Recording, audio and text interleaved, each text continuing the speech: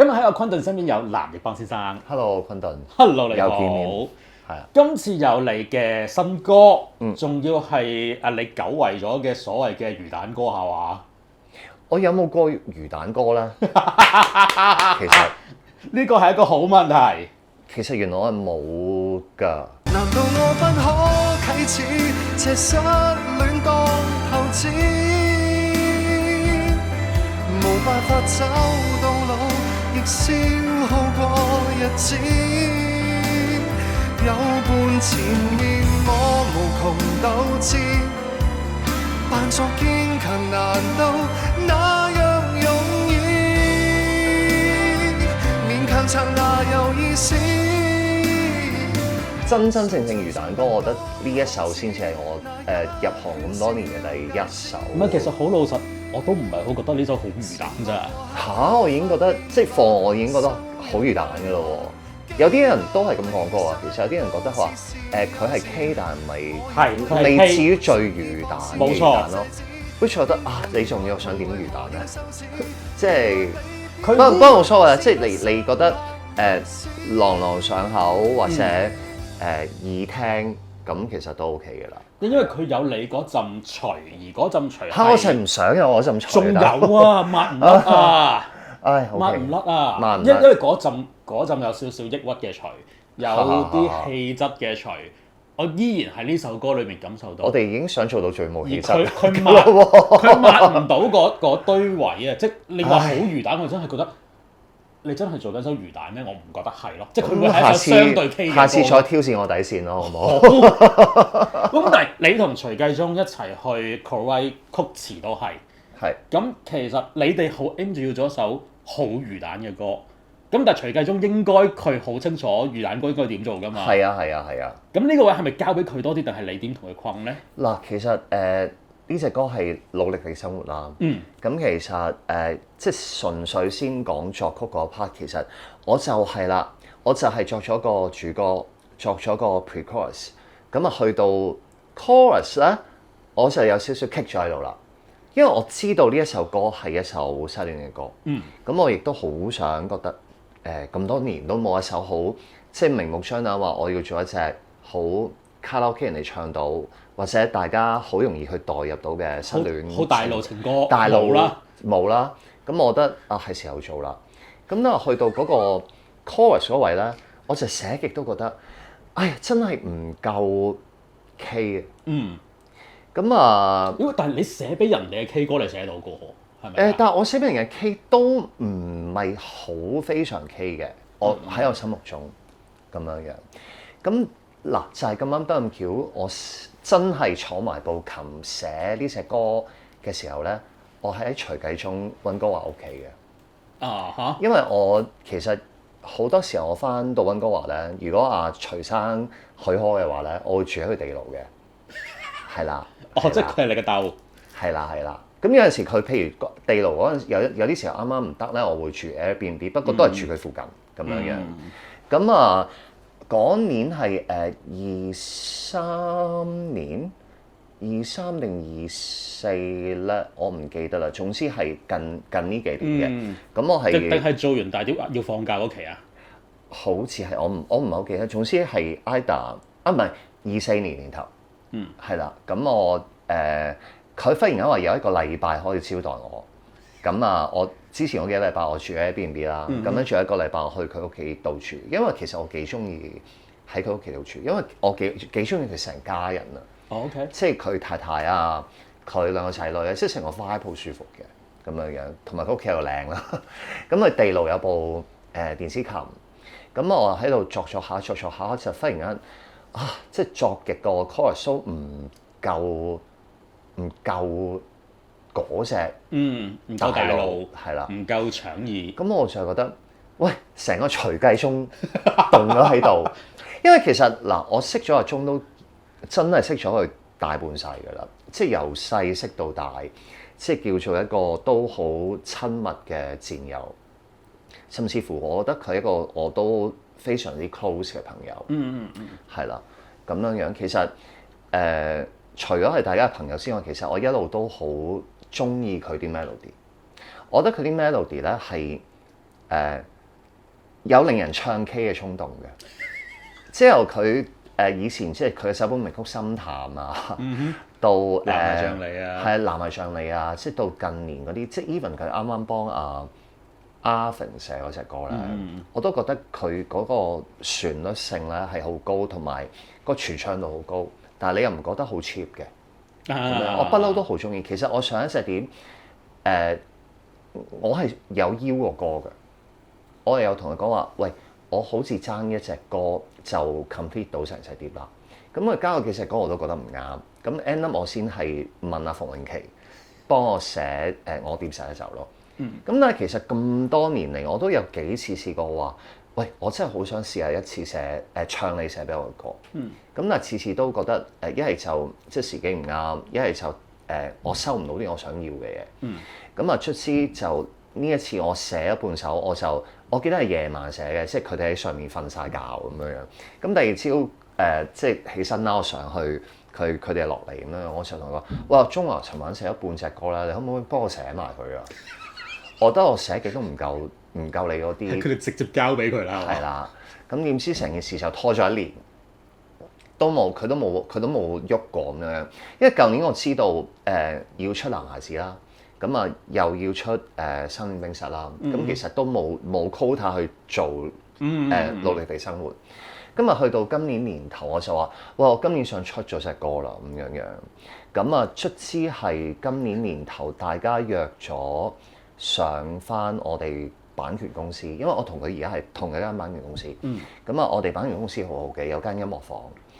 約咗一個晏晝上去，大家即係 jam 埋嗰個 chorus 出嚟咯，咁樣嘅，係啦。所以其實係個 first 嗰段咧，年幾前已經擺咗喺度啦，就擺咗喺佢個地牢度啦。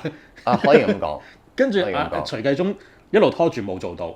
係啦，但係大家都記得呢件事，因為佢好忙，佢而家其實係周圍走緊，因為佢呢幾年都係做緊陳奕迅 tour 嘅和音，咁所以變相咧佢唔係成日加拿大，佢係周圍飛。咁我亦好多時候舊年咧，尤其是好多時候喺內地，咁喺內地做 show 嘅時候咧，咁佢都會翻落嚟香港嘅。咁所以我就係捉住佢喺香港嘅時間咯，咁就一齊完成咗呢首歌。嗱咁樣，其實佢之前已經佢自己都鬥咗幾個chorus 俾我聽嘅，鬥極我都話喂，其實我都覺得未夠盡興啊，嗰個傳唱度嗰樣嘢。咁佢係最尾鬥到而家嗰個，咁我一聽就好中意啦，同埋我一聽就覺得係啦，我聽一次我已經記得啦。OK，係啦，咁但係佢鬥咗2句俾我啫。冇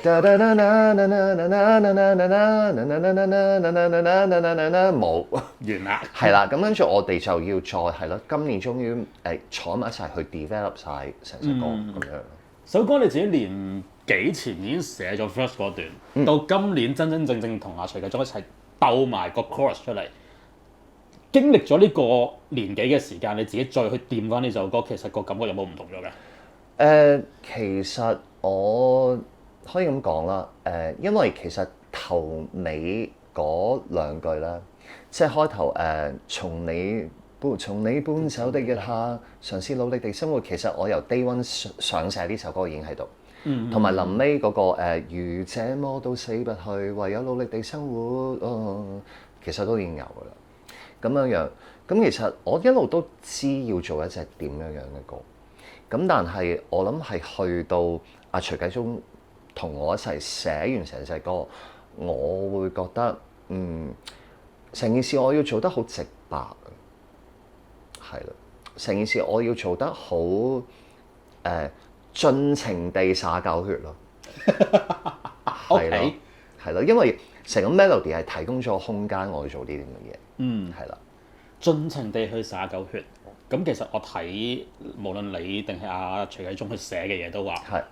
based on 真實故事嘅，係based on你自己嘅故事嘅，係呢段故事係正係你上一段嘅感情。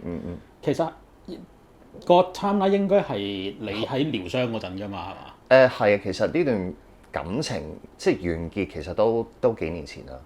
但係其實我都成日講啦，即係你拍咗幾耐拖，你個 recovery 就都要同樣嘅時間，因為嗰個都幾年㗎嘛，都長時間，仲要有兩三年時間一齊住嘅添，咁樣嘅。咁所以其實我覺得係一路分開嗰陣時係19年，其實之後有 Covid，咁其實嗰個復原其實係真係需要時間，同埋唔知可能即係自己都有返咁上下年紀，咁其實嗰個復原係會慢啲嘅再。咁所以係咯，我覺得係醖釀到而家，我先覺得我 ready 去講呢件事。其實呢首歌唔係講話我同呢個人之間發生過咩事，係我覺得係描述緊每一個人即係失戀，甚至乎你話離婚之後嗰個點樣去自己自處啊，硬生生唔見咗另一半嗰個感覺。係啦。點樣我又忽然間冇咗一段關係，我點樣去重新 pick up 自己？我點樣好嘗試咁樣好努力咁樣去活好個生活？但係當中你會發覺其實原來努力係無止境嘅，你唔知做到點樣先至算之為努力。同埋你有陣時會覺得我咁努力嚟做咩咧？咁樣其實我覺得呢首歌係點解講緊係灑狗血，就係話。我唔需要講啲咩大道理，或者我唔需要有啲咩領悟，或者我唔需要説啲咩教，或者我唔需要呢一刻忽然間有啲咩哇！我從呢一段戀愛之中有啲咩教訓或者乜事，我純粹係描述緊我一個好所謂 emo 嘅狀態，或者一個好無助嘅狀態。而呢個狀態係我覺得好多人經歷一次戀愛嘅失敗係每一個人都會經歷嘅。我諗我啱啱咪繼續咁樣去講，我先再諗一下點解我會覺得首歌唔夠魚蛋，或者唔夠嗰隻 K， 係因為我哋可能平時接觸啲慘情歌，通常都係啲女歌手，跟住喊到要生要死嗰啲感覺嘅。但係擺喺位男士身上去講冇咗一段關係，嗰個感覺有少少唔會太過將嗰個感情外放，同時我見到係因為係你好有畫面啊啲嘢，即係你第一句都已經係即係從你搬走嗰晚開始，唯有努力地生活。我就係唯有努力地生活呢件事，我好入咗腦。就係雖然我好 hurt，但係我都仲係要好努力地去過生活呢件事。但係我去唔到好慘嗰唱下落去，其實係慘㗎，係因為你唱完唯有嘗試努力地生活，但係之後就打後講，其實我有啲時間我想沉淪，我想發癲，或者有陣時我覺得我好似冇咗一支拐杖，我好似咩都唔識做，或者有啲好係咯，好日常好生活嘅嘢，我會發覺原來我冇咗一個人，我係好似拿手唔成勢咁樣嘅，係啦。我諗呢一隻慘係真係一個男士嗰隻慘咯，係同埋成熟啲添，係啦，即係唔係細路仔發脾氣嗰啲啊嘛。係啊，呢隻係一樣好實際，我覺得好多唔好話即係我話，譬如一個中年男人或者比較成熟啲嘅男性，佢冇咗伴侶，佢嗰隻驚惶失措，係啊，嗰隻係比慘更加可怕嘅。有陣時，你覺得好似冇咗一個依靠，或者冇咗一個舵咁樣咯。係啦。因為其實你頭先提到歌詞裏邊有句係即係佢係曾經係你嘅拐杖。係。其實我去到嗰句嘅時候，我係震一震嘅，因為我會諗翻佢就係應該陪住你喺你情緒最低落嘅時候，佢就係你支拐杖嗰下咯。我呢個 case 可能即係你認識我，你會知道我呢個故仔啦。但係我覺得好多我眼見嘅男士咧，即係有陣時佢哋可能結咗婚或者拍咗拖，其實係男人係對外嘅，即係出去做嘢賺錢，女士可能照顧家頭細務嘅嘢。咁其實好多男士就係好本皮，即係好多屋企嘅嘢咧，就交俾另一半。其實交俾另一半，交俾個女士。咁咁樣去處理。但係當佢冇咗一個伴侶嘅時候，佢喺屋企係真係乜都唔識做。所以其實某程度上好多時候，男士係真係當佢嘅伴侶係一個拐杖嚟㗎。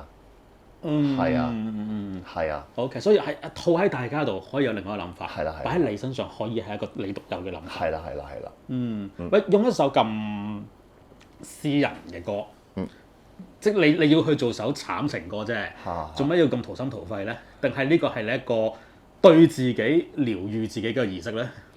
我又唔從來做呢首歌，我又冇刻意去諗療愈呢樣嘢，因為咧近呢幾年啦，即係療愈係呢樣嘢咧，即係成係嘛？老實少少嘅，係啦。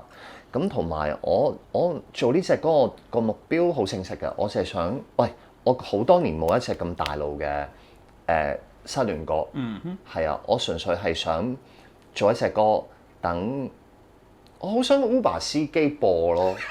我唔知點解，因為你成日會搭 Uber 啦，咁 Uber 司機係會成日都係 play 住個 playlist，即係廣東歌之100強啦，即係嚟嚟去到嗰啲歌。我就覺得其實嗰啲歌你聽下，其實都係嗰啲模式嘅歌啦。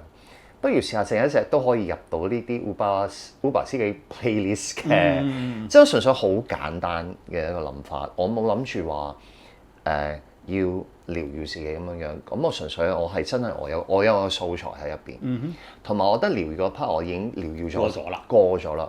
反而我覺得令到我想寫到隻歌咁血淋淋嗰個人係呢個 MV 嘅導演，即係演員阿蘭。因為其實我哋都係同時間經歷緊要從一段錯失咗嘅愛情到康復咁樣嘅。佢大我少少，因為佢結埋婚咁樣嘅。咁我亦都因為呢幾年同佢無間斷咁樣合作，即係由生開始，其實好多 MV 都係佢拍。即係其實除咗做嘢之外，我都即係知道佢發生咩事。亦都見到佢好努力地令自己唔好冧，但係我又唔知點解會從其他人口中聽到佢有啲好崩潰嘅時候，咁樣嘅。雖然我覺得佢好叻，佢係離咗婚，係激發到佢去操大石參加健身比賽嘅一個人咁樣。但係同時間，我亦都有聽聞過佢有啲即係嚎哭啊，好即係崩潰嘅時間咁樣。所以我其實一諗到要做呢隻歌，我已經同阿蘭講，到時個 MV 咧，我想你演埋咁樣嘅。即係所以某程度上，我覺得其中一個力去推銷我真係想出呢隻歌嗰個人係佢咯，咁樣。因為我發覺呢啲好係俾男士聽嘅失戀歌咧，原來冇乜咯。我頭先咪話，通常都係女歌手咯。其實男歌手都有嘅，都好多。咁但係我覺得可能係呢一隻歌嗰個質感嗰個內容，可能係比較適合一啲即係學你話齋成熟少少嘅男性。唔係 young 嗰批係啦，嗰啲 poppy love 嗰啲感覺咯。可以咁講，你係經歷咗一段長時間嘅關係。係啦，即係唔好話淨係男性，女性都係。我覺得呢一隻歌可以係俾一啲成熟少少嘅人聽，都會覺得我唔係聽緊啲僆仔，即係嗰啲 puppy love 初戀失戀嗰啲歌，係啦，即係一啲好實在、好生活嘅嘢。真係喺你嘅生命當中硬生生地抹走咗一忽嗰個感覺。係啦，即係譬如，其實我好中意嗰兩句就係重新裝修這間屋，重新找些新嗜好，重新找新的嗜好。即係呢個我覺得我呢個年齡層嘅人咧，好多時候佢哋一失戀就會做呢咁嘅嘢㗎啦。所以你個導演咪走去學健身咯？係啦，即係個小朋友失戀唔會裝修間屋㗎嘛，係咪？係啦，即係佢哋可能係剪個頭髮啦，係啦，染下髮啦咁樣，係啦，你唔好走去裝修一間屋咁。因為係要你喺生命當中有啲大變動，同埋抹走過去嘅同埋有痕跡咯係啦，同埋有啲好實質一齊生活嘅片段。你就話你經過咗，已經療愈咗自己。咁、但係其實你而家再諗翻起呢段關係，係咪過晒㗎啦？其實都真係過晒㗎啦，老老實實係，即係我發覺我過晒就係我其實近呢一年已經冇乜興趣聽到佢消息咯，或者見到佢啲 social media， 我已經冇主動去揾啦，除非忽然間有啲朋友 show 俾我睇。因為有啲朋友仲 follow 佢嘅 OK，係啦咁樣。其實我諗唔係話我唔係話憎恨呢個人，而係我覺得過咗就過咗。我已經冇唔想知咯。咁而家出咗呢首你一路想要或者只喺個 cat 裏邊冇嘅歌啊，咁完成咗呢件事之後，其實你覺得你跟住落嚟仲有咩想做咧？其實我又覺得開個頭又覺得可以繼續玩佢應該係一個系列嚟嘅喎，唔知點解。藍奕邦嘅 K 歌系列，藍奕邦嘅情歌會係點咧？咁樣，因為始終我你苦愛嗰隻碟做得唔夠咩？苦愛嗰隻碟太唔係苦愛嗰隻件事啊碟太其實好似好多道理，或者好似佢有種詩情畫意喺入邊嘅苦愛嗰隻碟，同埋都我覺得有種文藝喺入邊嘅。佢個花字太靚，係啦，你要啲血淋淋嘅嘢。係啦，咁同埋其實我都逃避去做呢一啲比較你話大路少少嘅嘢，我逃避咗好多年，或者甚至乎我都逃避咗整個事業添。初頭係偶像包袱嚟㗎，係咪？即係唔係你嘅創作包袱嚟㗎嘛？係咯，即係我覺得我初頭有嗰個執著，就係我好想就係話，因為當年即係我20多年前出道嘅時候，的而且確樂壇真係好似彷彿只有呢一啲失戀 K 歌嘅啫。咁但係我覺得我嗰陣時出道嗰個功能就係去話俾大家知啊，其實 Cantopop 都有好多嘢㗎，都可以寫好多題材嘅。咁所以一路以嚟，我覺得好似有一個俾人安排嘅使命，就係我唔可以唱呢啲，即係我唔可以得到一隻如何掉眼淚咯。係咪？我唔可以得到一隻爛泥咯。可能當年我好有野心，我想寫嘅題材都係唔係情歌咯。係啦，咁樣。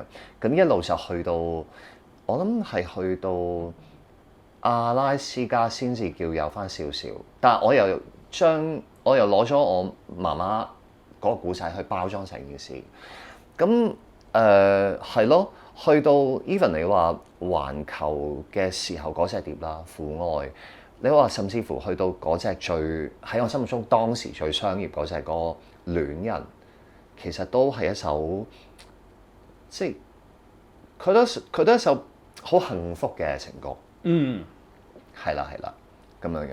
咁係咯，我同埋係一首大啲嘅嘢咯，即係唔係只係兩個人之間關係。係啦，我覺得我原來係冇寫過呢啲講一啲好私人感情或者兩個人感情嘅嗰個 POV 咁細嘅嘢，咁聚焦。咁所以我覺得其實今次做完呢隻歌，我覺得啊，其實呢個 POV 雖然佢係細，但係其實我覺得好多人反而係再會容易啲投入到，咁樣咯。咁我覺得對我嚟講都可能係一個挑戰嚟，係啦。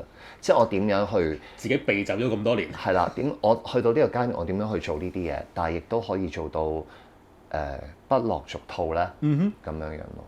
係啦，其實都唔知嘅嚟緊落嚟，但係我覺得今次呢首歌就好似俾多咗個可能性藍奕邦咯，即係啊，我唔使再特登去避去做呢啲嘢啦，咁樣。亦都唔使再 stick 喺療愈喺呢件事上邊啦。係啦，即係你就話開始有啲悶啦，但係喂，其實譬如黃妍啱啱揾你填詞，都係填啲療愈性嘅嘢嘅。其實我都覺得有啲悶㗎啦，只不過我覺得唔係嘅，即係佢都 good intention， 佢想做一首歌講即係焦慮呢樣嘢，咁我覺得你諗起想寫呢樣嘢，你即刻揾我，我覺得都係榮幸嚟嘅，即係起碼大家都會記得藍奕邦有一個好擅長嘅嘢咯。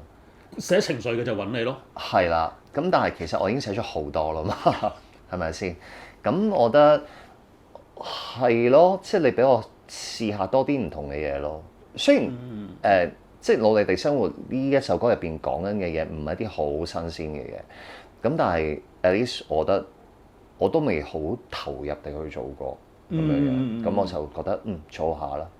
反而喺咁多年之後開咗個新嘅門俾自己，原來做情歌，原來做一啲傷感嘅情歌，甚至 K 少少嘅作品，你想再 K 啲嘅，係原來有興趣喎，原來仲有嘢想做喎，原來可以係做一個系列添喎。係，同埋我始終覺得你有多啲人生歷練先去做呢啲歌係好啲嘅。我相信如果你要我出道嘅時候，甚至乎你叫我可能喺東亞嗰個年代，你叫我做一首咁嘅歌咧，可能都冇咁深刻，因為根本我都冇咁多經驗係手，或者冇咁多功力去完全寫到我有啲咩體會咁樣。我覺得可能就係因為而家我到咗呢個資歷啦，可能我嗰個能夠將自己心入邊真係諗緊乜，我真係可以好清晰咁樣寫出嚟，嗰個能力我係有咯。咁我所以覺得可能而家先至係一個最着數去做呢啲嘢嘅時間。咁如果喺藍奕邦而家你嘅感情狀態上邊寫下一首歌，你會想寫啲咩啊？其實我真係有諗過嘅，咁但係我唔知係咪真係去做呢樣嘢。其實有一首歌咧，我係10年左右前寫咗，咁我俾人唱嘅，咁我覺得咧嗰隻歌如果我而家呢年紀先攞翻嚟去再唱，我覺得會係好啱數咯。而嗰隻歌我覺得係有少少嘥咗，因為嗰隻歌出嘅時候係其實冇乜人知。嗰隻歌係我寫俾啤梨葉文輝，有一隻歌叫做《寂寞有時》。我曲詞包辦嘅，好似呢隻就非常冷門、非常之偏嘅一首歌。係啦咁樣。我記得嗰陣時仲要我加埋添，我同何生一齊編嘅呢隻歌。我覺得個曲詞係好啱我呢個年紀唱。係啦。所以突然間就諗下，可唔可以攞翻嚟自己唱下咧？係啊，因為嗰隻歌係講一個中年男人，佢覺得自己好似即係就嚟冇 market 咁樣咯嘅一首歌咯。Okay. 即係 even 嗰個年代俾啤梨唱，我覺得都過分成熟㗎，係咯。同埋嗰陣嘅啤梨，你又好難幻想佢冇 market 㗎嘛。即係喺佢嗰個 image 嚟講。係啊，即係純粹我覺得，即係我當年俾隻咁嘅歌佢，我純粹覺得我唔想再俾隻 I Believe 你，我想你試下多啲唔同類型嘅嘢咁樣咯。咁我有考慮嘅呢隻歌，因為嗰陣時覺得有少少其實都寫得幾好啊，都應該俾多啲人聽到。起碼你自己係掛住呢首歌嘅，係啊，亦都覺得佢可以值得有第二次機會嘅。即係一個系列就係一個中年男士嘅感情紀錄片咁樣咯，係啦。咁我哋就睇下呢件事會唔會真係發生到啦？或者我又可能無啦啦寫新嘅咁樣啦，唔知呢啲嘢都。咁當然所有嘢都係慢慢隨住自己嘅心態計劃，慢慢去發展。咁而家望住嘅就係台灣要開 show 啦，係啦。咁搞完呢個 show 之後，先再搞新歌嘅，應該係。係我諗台灣個 show 完咗之後，我諗我需要唞一唞，唞一唞，係啦。因為其實講緊係由舊年年底，即係開始籌備原本1月個 show 啦。咁到個 show cancel，咁之後好多手尾要搞。咁忽然間又台灣要搞，咁又要之前嗰台灣宣傳啦，咁又而家有呢隻歌啦，咁再之前又出咗隻男孩子嘅國語版啦。其實我冇停過，講緊超過半年，其實都好係一個幾大壓力嘅狀態嘅咁樣嘅。我希望好好做完台灣嘅 show，咁可能我放個暑假先咯。係啦，俾自己休息，呢休息呢一個 summer 先咯，咁樣咯，係係啦。之後我會再諗究竟點咯，係。知道自己嘅狀態係點，知道自己開始有啲盡啦，咁開埋個係啊，開始有啲應該盡要唞啦。係啦係啦，識得錫自己都好緊要嘅呢件事。係冇錯冇錯。係啦，咁啊喺度祝你個 show，好咁下 thank 次 you 我再傾偈。好，thank you。